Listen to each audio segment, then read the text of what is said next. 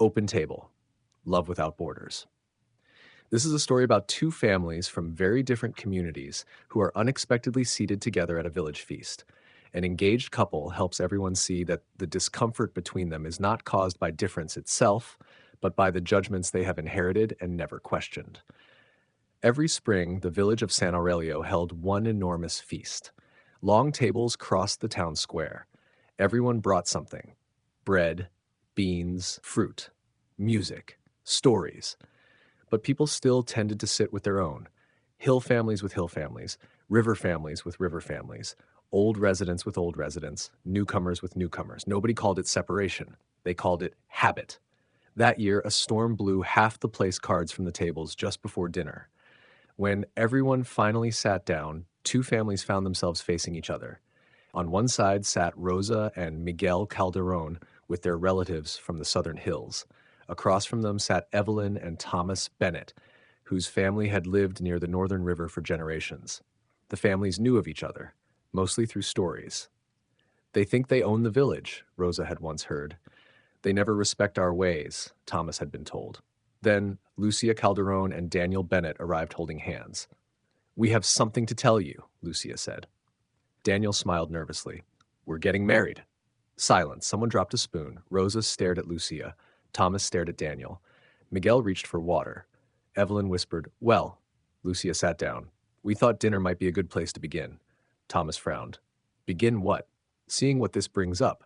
"I know exactly what it brings up," he said. Daniel leaned forward. "Do you?" Thomas stiffened. The first course arrived. Conversation did not. Finally, Rosa said, "Our families are very different."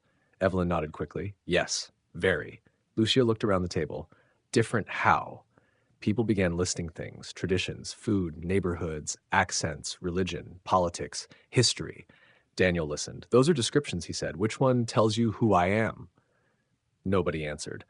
Thomas finally said, "You're making this sound simple." "It isn't simple," Daniel replied, "but maybe we've made the differences mean more than they actually mean." Miguel looked at him.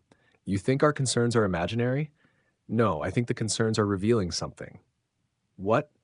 "Beliefs we already had before Lucia and I walked into the room." That landed heavily. Rosa looked at her daughter. She realized her discomfort had appeared before Daniel had even spoken.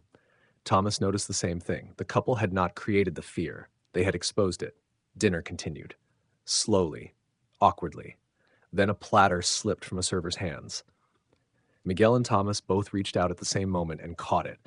For a second, they stood shoulder to shoulder holding the same tray. Everyone laughed, even Thomas. Later, Evelyn asked Rosa about the bread she had brought. "My grandmother taught me." "So did mine," Evelyn said. Different recipes, same memory. A child from one family began playing with a child from the other beneath the table.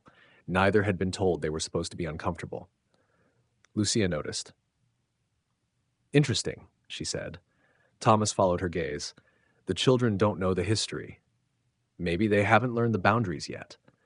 Thomas looked away. He had always considered himself fair-minded. Now the evening had become a mirror. He could see how easily he judged appearances while telling himself he was only being practical. Across the table, Rosa was seeing something similar. She had spent years teaching Lucia never to let anyone define her by a label. Yet now Rosa was defining Daniel through labels of her own. She sighed. "I don't like what I'm noticing about myself." Lucia reached across the table. "That may be why this is useful." Rosa laughed softly. "Useful? Relationships have a way of showing us what we still believe." Daniel nodded. "We can defend the judgment, or we can question it." Thomas stared at his plate. "What exactly are you asking from us?" Daniel thought for a moment. "Not permission to love each other." The table went still. "We're asking whether you're willing to see us before deciding what our differences mean." Thomas looked at Lucia, not at her family name, not at where she came from, at her. Then he looked at his son. Something loosened. For years he had believed love meant protecting Daniel from the wrong choices. Now he wondered whether protection had become another name for fear. "What if society makes this difficult?" he asked. Lucia answered quietly. "Then society gives us another classroom."